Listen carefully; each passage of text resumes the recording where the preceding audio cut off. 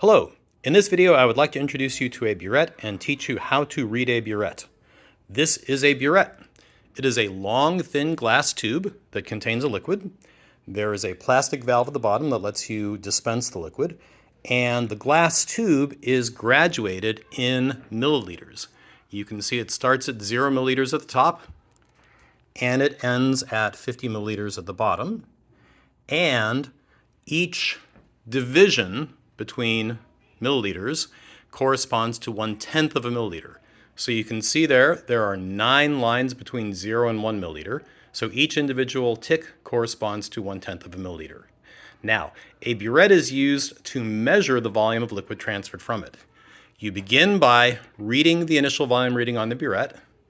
And as you can see, the liquid in the buret, we're reading from the bottom of the meniscus, which is the concavity. We can see that it comes closest to 5.1, so I would read the initial volume as 5.1 milliliters.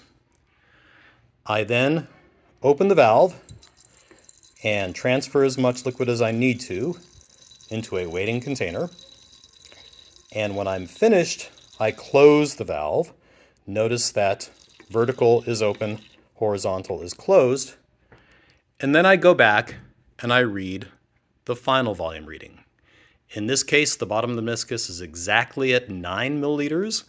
Because it is recorded to the nearest 0.1 milliliters, I would be careful to record that as not just 9, but 9.0 milliliters.